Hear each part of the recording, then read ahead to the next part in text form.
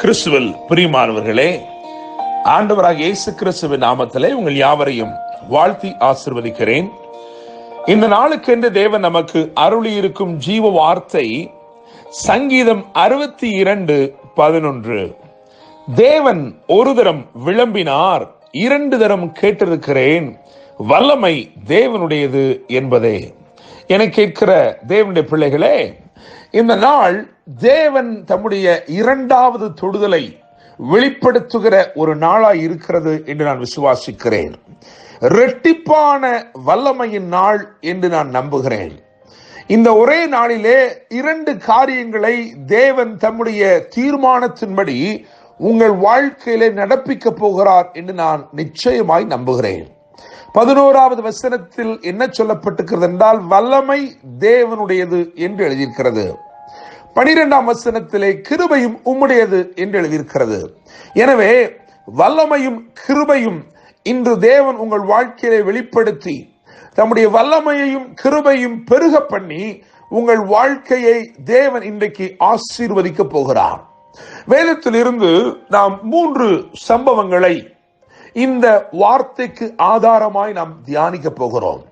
நீங்கள் நம்ப வேண்டும், இன்றைக்கு தேவன் தம்முடைய வல்லமையையும் கிருபையும் அதிகமாய் உங்கள் வாழ்க்கையிலே ஊற்றப் போகிறார். என கேட்கிற தேவனுடைய பிள்ளைகளே, 62ஆம் சங்கீதத்திலே நாம் ஒரு சில காரியத்தை கவனித்து பார்க்கும் பொழுது, இது அவன் தேவ சமூகத்தில் அமர்ந்திருக்கிற ஒரு நாட்கள். அவன் சொல்லுகிறான், தேவனையே நோக்கி என் ஆத்துமா அமர்ந்திருக்கிறது என்று சொல்லுகிறான். எனவே தேவனை நோக்கி அமர்ந்திருக்கும் இந்த நாட்களிலே, அவருடைய சமூகத்தில் காத்திருக்கும் இந்த நாட்களிலே, தேவன் வல்லமையையும் கிருபையும் உங்கள் வாழ்க்கையிலே பெருக பண்ண போகிறார். நான் ஏற்கனவே சொன்ன அந்த 3 சம்பவங்களை வேதத்திலிருந்து நாம் இன்றைக்கு தியானிப்போம். முதலாவதாக மார்க் 8ஆம் அதிகாரம் 25ஆம் வசனத்திலே 2வது தொடுதல் அங்கே எழுதப்பட்டிருக்கிறது. ஒரு செகண்ட் டச், 2வது தொடுதல். பெத்சாயிதா என்ற ஊரிலே பார்வையற்ற ஒரு மனிதனை இயேசுவினிடத்தில் கொண்டு வந்து அவனை தொடும்படி வேண்டிக் கொண்டார்கள். ஆனால் அவரோ அவன் கரத்தை பிடித்து அவன் நடந்திராத புதிய பாதையிலே அவனை நடத்தி கொண்டு போனார். அவர் கிராமத்திற்கு வெளியே அவனை கொண்டு போய் முதல் முறை அவனை தொட்டார். அப்பொழுது வேதம் சொல்லுகிறது, அவன் நடக்கிற மனிதர்களை மரங்களை போல் பார்த்தான். இங்கே ஒரு தரிசனம் இருக்கிறது, ஆனால் அதிலே நடமாட்டம் இல்லை. Vision without any activity.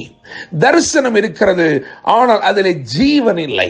என கேட்கிற தேவனுடைய பிள்ளைகளே, ஏதோ ஒரு காரியத்தை நீ பெற்றுக்கொண்டும் அதிலே ஜீவன் இல்லாமல் நடமாட்டம் இல்லாமல் இருக்கிறதோ, இன்றைக்கு கர்த்தருடைய 2வது தொடுதல் தேவை. மார்க் 8:25 அவர் மறுபடியும் அவனை தொட்டார், அப்பொழுது அவன் எல்லாவற்றையும் தெளிவாய் கண்டான் என்று எழுதியிருக்கிறது. எனவே எது ஜீவனற்றதா இருக்கிறதோ, எது அசைவில்லாமல் இருக்கிறதோ, அந்த தரிசனத்திலே ஜீவனை தேவன் அருளுகிறார். அந்த காரியங்களிலே தேவன் தமது ஆவியை அனுப்புகிறார். 2வது தொடுதல் ஒரு ஜீவனை ஏற்படுத்தி ஒரு நடமாட்டத்தை பிறப்பித்தது. 2வதாக 1 ராஜாக்களின் புஸ்தகம் 19ஆம் அதிகாரம் 7ஆம் வசனத்தை கவனிக்கும் பொழுது 2வது தட்டி எழுப்புதல் அங்கே எழுதப்பட்டிருக்கிறது. எழுந்திரு, போஜனம் பண்ணு, நீ பண்ண வேண்டிய பிரயாணம் வெகு தூரம் என்று எழுதியிருக்கிறது.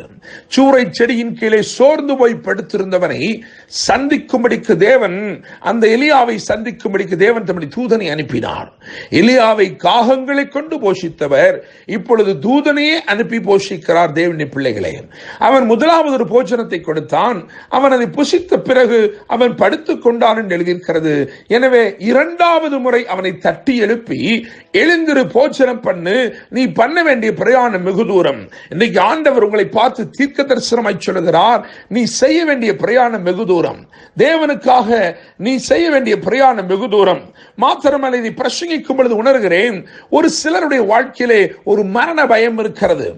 நாம் மரித்து விடுவோமோ, இந்த வருடத்தில் மரித்து விடுவோமோ என்கின்ற எண்ணம் உங்களுக்குள்ளே எழும்பிக் கொண்டிருக்கிறது. இன்னைக்கு ஆண்டவர் உங்களை பார்த்து சொல்லுகிறார், பயப்படாதே, நீ பண்ண வேண்டிய பிரயாணம் வெகு தூரமாக இருக்கிறது. உன்னை கொண்டு தேவன் செய்ய போகும் காரியங்கள் அநேகமாக இருக்கிறபடினால் நீ பயப்படாதே, நீ பண்ண வேண்டிய பிரயாணம் வெகு தூரம். 3வதாக எரேமியா 18ஆம் அதிகாரம் 4ஆம் வசனத்தை வாசித்து பார்க்கும் பொழுது அங்கே 2வது திருத்தமாய் வணைதல் என்ற அங்கே சம்பவத்தை கவனிக்கலாம். குயவன் வணைந்து கொண்டிருக்கையில், திரிகையிலே அவன் வணைந்து கொண்டிருக்கையில் அவன் கையில் இருந்தது கெட்டுப் போயிற்று என்று எழுதியிருக்கிறது. The problem in the process will be made perfect.